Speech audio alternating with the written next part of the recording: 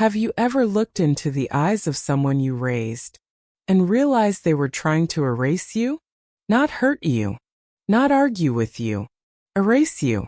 Because that's exactly what happened the day my daughter stood in a courtroom, looked a judge in the eyes, and calmly said, "Your Honor, my mother no longer knows who she is." For a moment, I honestly wondered if she was right.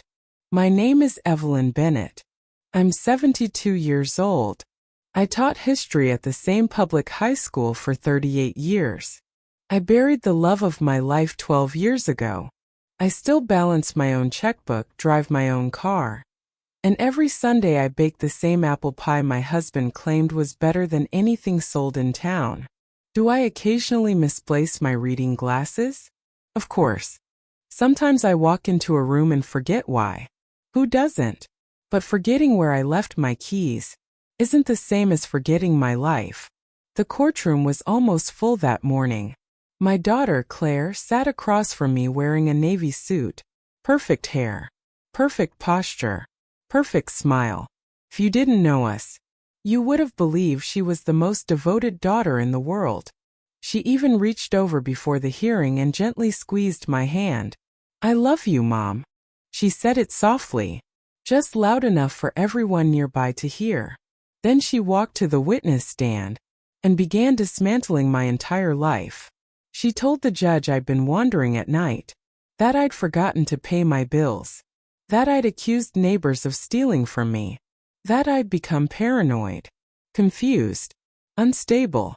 Every sentence sounded rehearsed, every pause perfectly timed. People in the gallery nodded sympathetically. I searched their faces. Strangers. Yet somehow, they already believed her. Then Claire held up a photograph. This was taken 3 weeks ago. It showed my kitchen. The stove was on.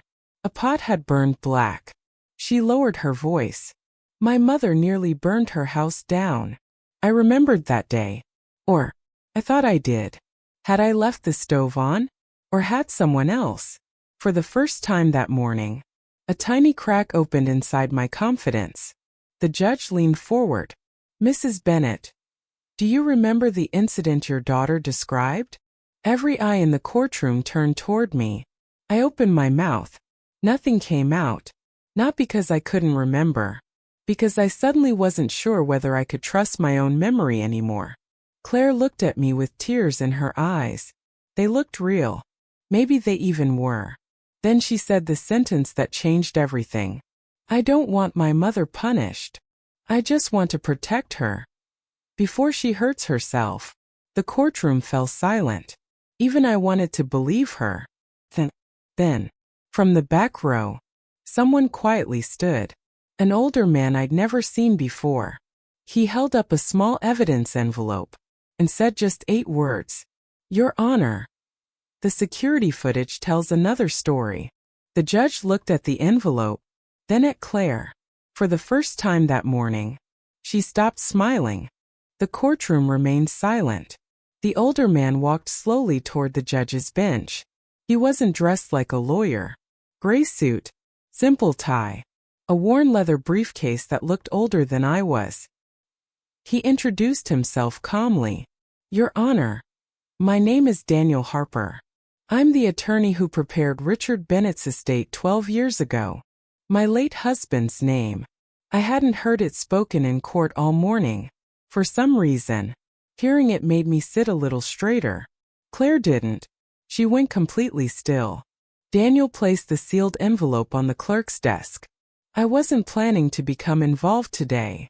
But after hearing Mrs. Bennett described as mentally incompetent, I believe the court should review one additional piece of evidence before making any decision." Claire stood immediately. "Objection." Her voice was confident, almost too confident. This witness wasn't disclosed. Judge Margaret Ellis looked at her over the rim of her glasses. "I'll decide what's admissible, Ms. Bennett." Claire forced a polite smile. "Of course, Your Honor. But I noticed something no one else seemed to notice. Her right hand. It was shaking. Just slightly. For the first time that morning. My daughter looked afraid. Judge Ellis turned to Daniel. What exactly is this evidence? Daniel didn't answer immediately. Instead, he looked directly at me. Mrs. Bennett, do you remember your husband installing security cameras around your home? I frowned. Security cameras? Richard had always loved gadgets. He installed cameras, motion lights, backup generators. Half the neighborhood joked that our house looked safer than the local bank. I smiled without thinking. Yes, I remember that. Claire's face lost its color. Only for a second, but I saw it. Daniel nodded. Those cameras continuously recorded inside and outside the home.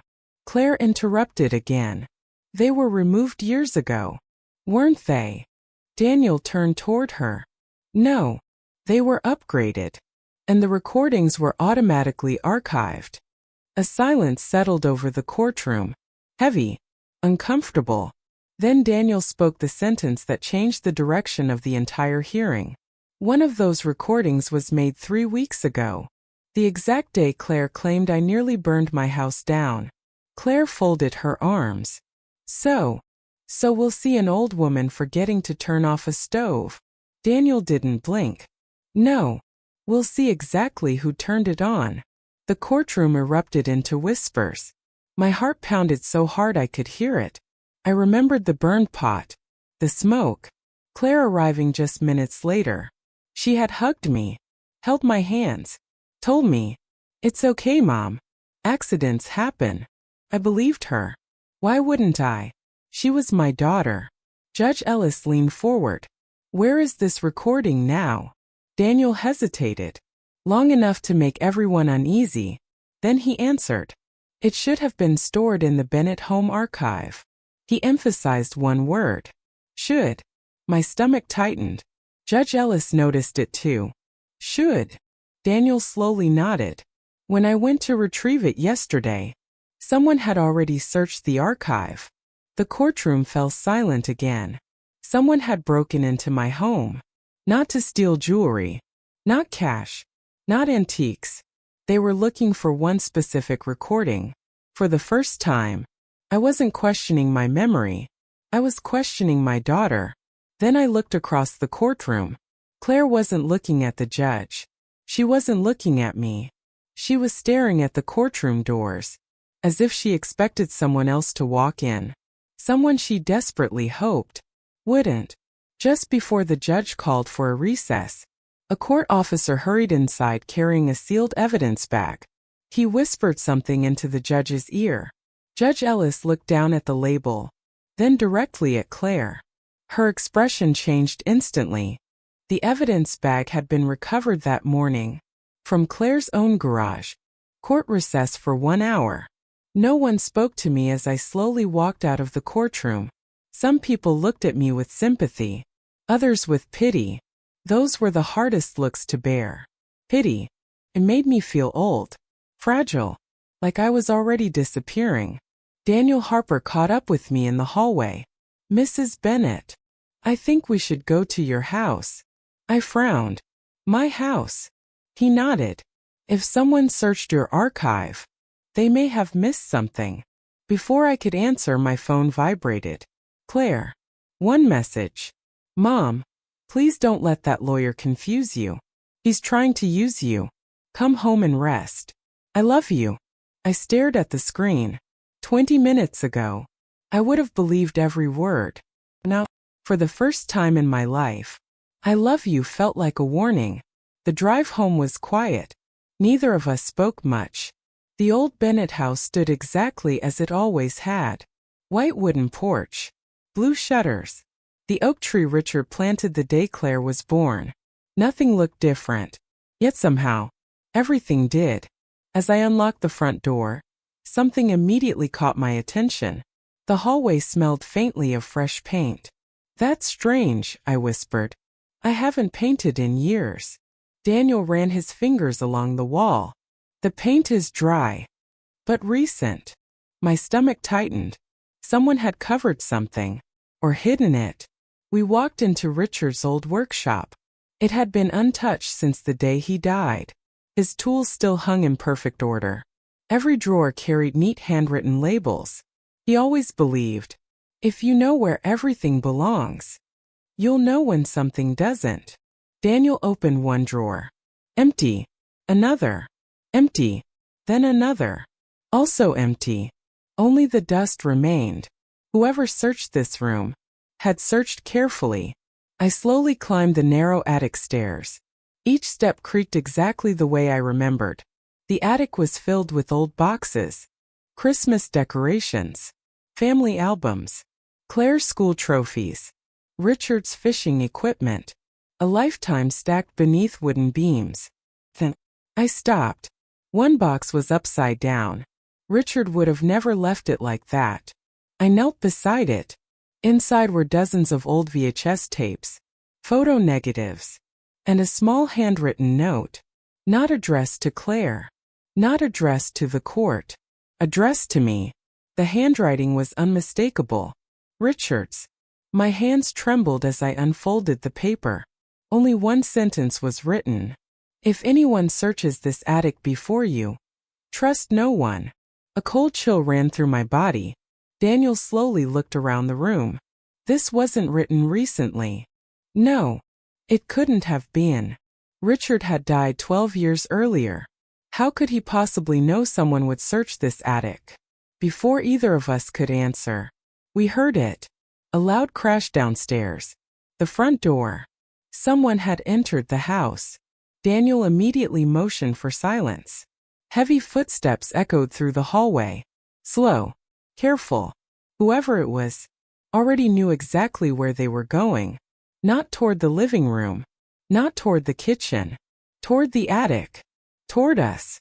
Daniel quietly whispered, "They've come back for whatever they couldn't find." The footsteps stopped directly beneath the attic ladder. Then, a voice called out, softly, almost lovingly, "Mom!" It was Claire. But she wasn't alone. A second pair of footsteps entered the house, much heavier, and neither of them sounded surprised that someone else was already inside. As Daniel reached for his phone, Claire quietly said something that froze my blood. "Search the walls this time."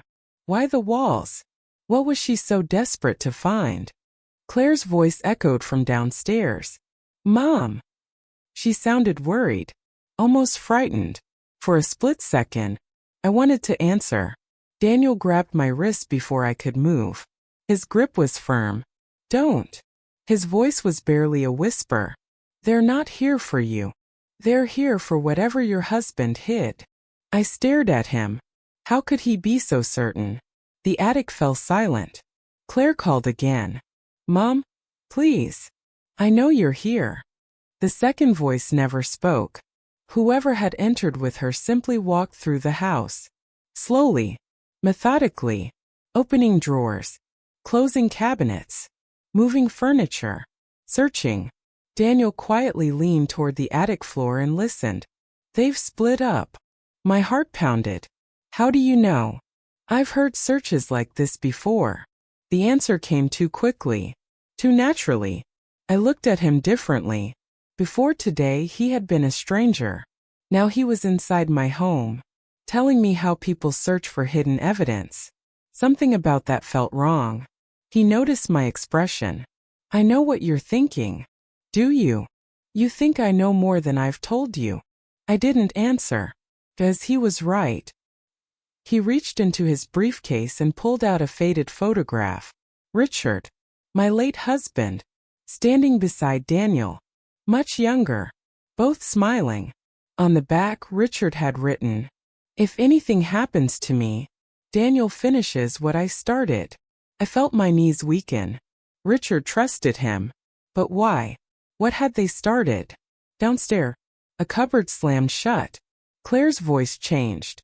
Frustration replaced kindness. "It has to be here." The second person finally spoke. A man's voice. Cold. Impatient. "You said she couldn't remember." I was wrong. My breath caught. They weren't worried about my safety. They were worried about my memory. Daniel slowly closed his eyes. "They're running out of time." Time for what? He didn't answer. Instead, he walked to the far corner of the attic where an old wooden wardrobe had stood untouched for decades. He tapped one side panel. Once, twice, 3 times. The wood sounded hollow. I frowned. How did you know to look there? Daniel froze. For the first time all day. He looked like a man who'd made a mistake. He stopped himself, then quietly admitted, because Richard showed me. Before I could ask another question, he reached inside his coat and removed a small brass key. Old, worn smooth with age. My heart sank. I've never seen that key before. No, you weren't supposed to. He slid it into a nearly invisible keyhole hidden behind the wardrobe trim. A soft click echoed through the attic. The back panel slowly opened. Inside, there wasn't a DVR. There wasn't money. There wasn't jewelry. There was a single locked metal box. Across the lid in Richard's handwriting were 7 words. Open only if Claire goes to court. Every drop of blood seemed to leave my body. Richard had known. Years before he died. He had predicted this exact moment. Daniel reached toward the box, then suddenly stopped. His face turned pale. He looked behind me. Not at the staircase. Not at the attic door. At the small round attic window. Someone was standing outside, watching us, smiling. The figure slowly raised a phone and took a photograph of us holding the metal box. Then they walked away, without ever showing their face. The figure outside disappeared before either of us could react. Daniel slammed the hidden compartment shut. His calm expression vanished. We have to leave. Now. I didn't move. I stared at the metal box resting inside the compartment. Richard's handwriting seemed almost alive. Open only if Claire goes to court. My husband hadn't simply expected trouble. He had expected this exact betrayal. 12 years earlier. How? Daniel reached for the box. I stopped him. No. His eyes narrowed. Mrs. Bennett. Richard left it for me. I'll carry it. Something changed between us. For the first time, Daniel wasn't giving instructions. He was waiting for mine. Downstairs, the house had gone quiet. Too quiet. Claire was gone. The front door stood open. A cool breeze drifted through the hallway. The search had ended, but they hadn't found what they came for. Not yet. As we walked toward the kitchen, I noticed something strange. One of Richard's old family photographs lay face down on the floor. It had never hung crooked. Never. Richard was obsessive about details. Picked it up. The frame felt heavier than I remembered. Much heavier. Daniel looked at me. What is it? I carefully removed the cardboard backing. Hidden behind the photograph was a tiny folded envelope, yellow with age. Across the front, Richard had written only one name. Daniel. I handed it to him. His face turned white. You've never seen this? He slowly shook his head. No. His hands trembled as he opened it. Inside was a single page. He read the first line, then immediately sat down. What is it? He looked at me with tears in his eyes. I should have listened to him. He finally handed me the letter. It read, Daniel, if you're reading this, then I was right. Never assume Claire is acting alone. If Evelyn is ever declared mentally incompetent, don't waste time proving she's innocent. Find out who convinced Claire to do it. He's the real danger. I read the last sentence 3 times. He's the real danger. Not she. He. There was another person. Someone Richard had feared enough to warn us from beyond the grave. Daniel looked broken. I thought Richard was becoming paranoid. He kept saying someone was manipulating Claire. I told him he was imagining things. His voice cracked. I was wrong. For 12 years, he had carried that guilt. Just then, my phone rang. Unknown number. I answered. Silence. Then a man's calm voice. You opened the attic. I froze. He continued. So now you know Richard wasn't afraid of Claire. He was afraid of me. The line went dead. Daniel grabbed the phone. Can you trace it? I barely heard him. My eyes had drifted to the metal box again. For the first time, I realized something terrifying. We had spent the entire day believing Claire was the mastermind. Maybe she was only the person standing in front. Maybe someone else had been directing every move. For years. Just then, there was a knock at the front door. 3 slow knocks. Daniel looked through the peephole. His face drained of color. It's the police. I exhaled in relief. Then he whispered 4 words that made my blood run cold. They're here for you. The officer held up a document. Mrs. Evelyn Bennett. You are being placed under an emergency protective order. Claire hadn't lost. She had made her next move. And now, the law itself was coming to take Evelyn away. The courtroom wasn't where they took me. It was the County Medical Evaluation Center. A place with white walls, locked doors, and people who smile just a little too much. The emergency order allowed doctors to evaluate whether I could safely live on my own. Felt less like a hospital, and more like a prison where everyone insisted they were helping you. As the nurse clipped a bracelet around my wrist, she smiled politely. It'll only be for tonight, Mrs. Bennett. Only tonight. Funny how those words can sound comforting. Until you realize someone else decides when tonight ends. An hour later, Claire arrived. She carried my favorite flowers. Yellow tulips.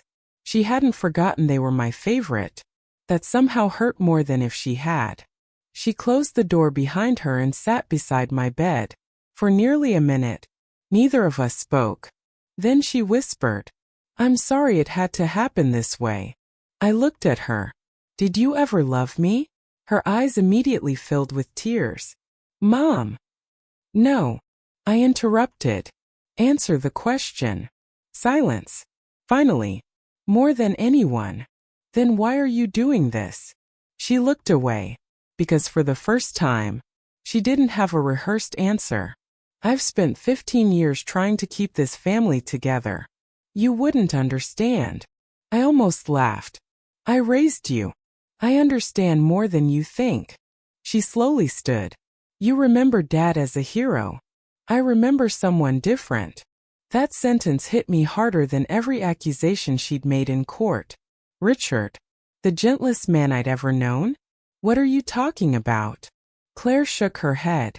I can't tell you. Not yet. She turned toward the door.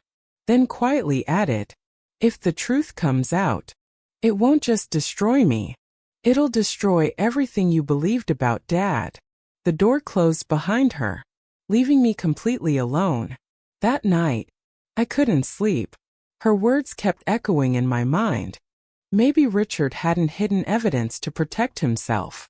Maybe he'd hidden it to protect Claire. Or someone else. For the first time, I questioned the man I'd loved for 45 years. The next morning, Daniel arrived before sunrise. He looked exhausted. I found something. He placed an old property survey on the table. Your workshop. It wasn't built according to these plans. I frowned. What does that mean? He unfolded the blueprints. Behind Richard's workshop, there was a narrow storage room. A room that no longer appeared to exist. No windows.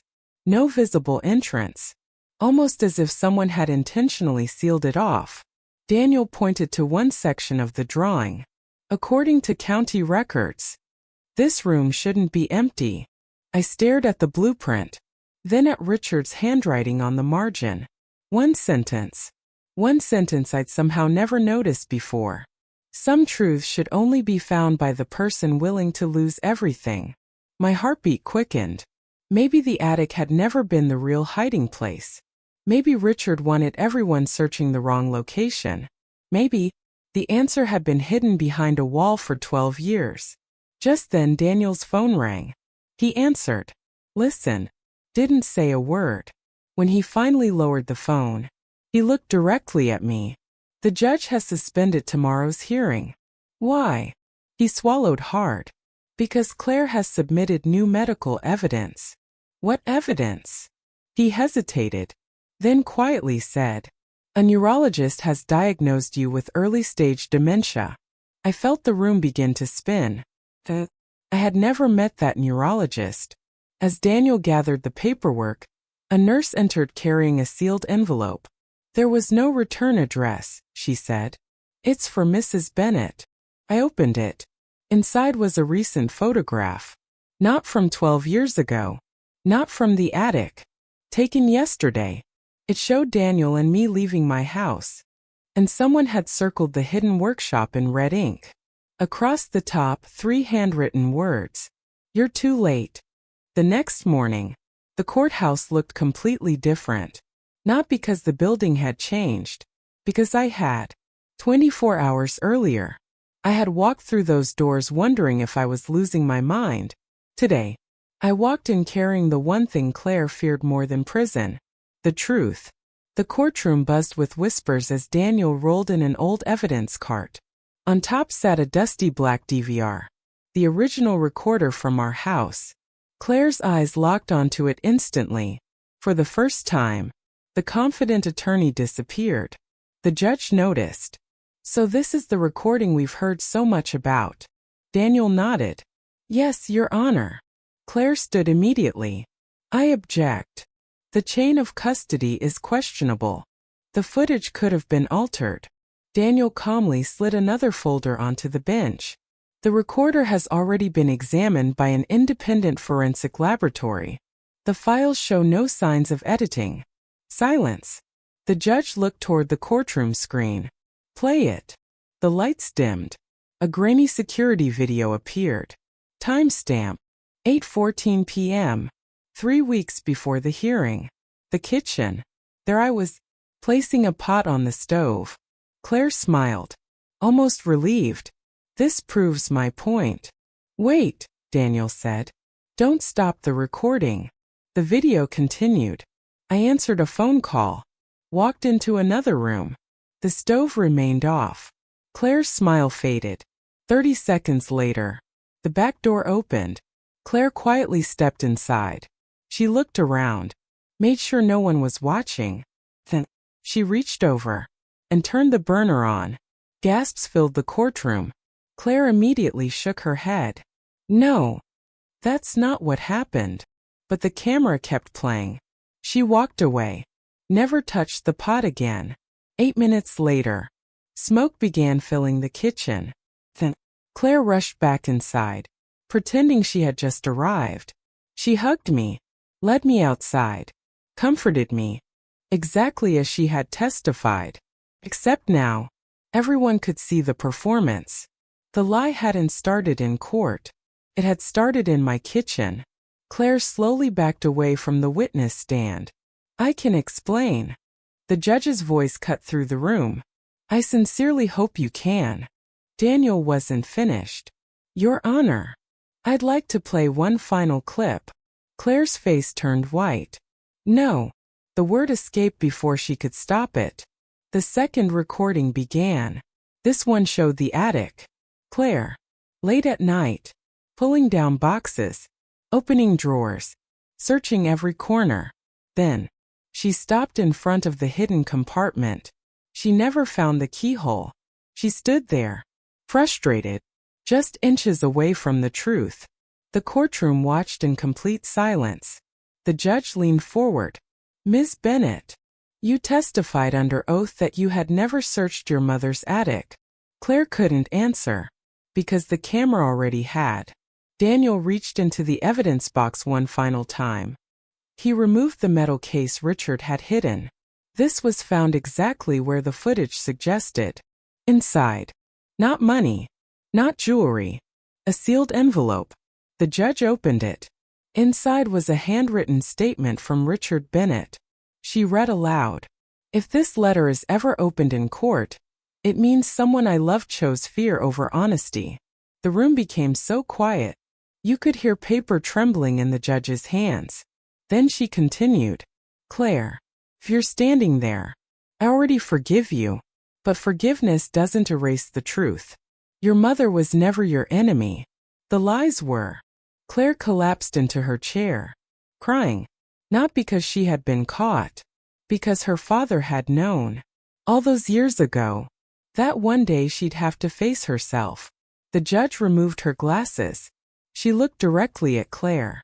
Then quietly said the words every viewer had been waiting for. Ms. Bennett, this court rejects your petition in its entirety. She paused, then added, and orders this matter referred for criminal investigation into perjury, evidence tampering, and fraud upon the court. Claire closed her eyes. Her perfect life had just shattered. Not because someone destroyed it, because the truth did. As the bailiff stepped forward, Claire looked at me through tears and whispered, "You still don't know what Dad was protecting." Daniel heard it too. And for the first time that day, he looked genuinely afraid. There was still one final truth left to uncover. The courtroom slowly emptied. Reporters rushed outside. Court officers collected evidence. Claire remained seated. She didn't cry anymore. She simply stared at the wooden table in front of her, like someone whose entire identity had disappeared. Daniel picked up Richard's metal box. "There is one item left." The judge looked surprised. "I thought everything had been entered into evidence." "So did I." Daniel removed a small cassette tape. Old, dusty. Crossed the label. Richard had written, "For Evelyn only." The judge nodded. "This court has no interest in private family messages." She handed the tape to me. "It's yours."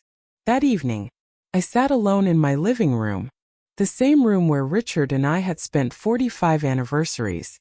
Daniel found an old cassette player in the attic. The tape clicked. Static filled the room. Then, Richard's voice. Older. Calm. Exactly as I remembered it. "Hello, Evie." I closed my eyes. I hadn't heard him in 12 years. "If you're listening to this, things have gone exactly as I feared." A tear rolled down my cheek. "Before I explain, Claire, I need to tell you the truth about me." My heart stopped. The accident everyone believed was a hit and run wasn't caused by Claire. Silence. I couldn't breathe. It was me. The room seemed to disappear. Richard continued. "I hit a man on a rain-soaked road. He survived. But I drove away." I covered my mouth. "No, not Richard. Not the man I'd loved all my life." His voice broke for the first time. "Claire saw the damaged car. She was only 26. She begged me to go to the police. I refused." Another long pause. From that moment, she spent years protecting a secret that should never have existed. Everything suddenly made sense. Claire wasn't trying to hide her own crime. She was trying to protect her father, the man she idolized, the man I had idolized. Richard continued. "Years later, I finally confessed. The victim had already forgiven me, but I couldn't forgive myself. That's why I installed cameras. That's why I recorded everything. Because secrets grow stronger in darkness." I realized something devastating. The cameras had never been about security. They were about guilt. Then came the sentence that changed everything. "Evie, if Claire ever chooses another lie instead of one painful truth, stop protecting her." I broke down. Because for years, I had done exactly that. Every excuse, every warning sign, every uncomfortable conversation I avoided, called it love. Maybe it was fear. The tape reached its final seconds. Richard spoke one last time. "If you're hearing this, then our daughter still has time. Not to escape punishment. To become honest." Static. Then silence. 3 months later, I visited Claire. Not in prison. In a small counseling center where she had begun cooperating with investigators. She looked smaller somehow. Not weaker. Just finally honest. She quietly asked, "Do you hate me?" I took her hand. "No. I hate what our silence became." For the first time since the trial, she cried without pretending. 6 months later, I sold the old house. Not because it held bad memories, because it had finally given me every truth it had been protecting. As I walked away, I looked back one last time. then smiled. People say cameras never lie. I learned something different. People do. Until one day, they simply can't anymore. The court restored my name, but the truth restored my family. Because justice doesn't always begin with punishment. Sometimes, it begins with the courage to stop protecting a lie.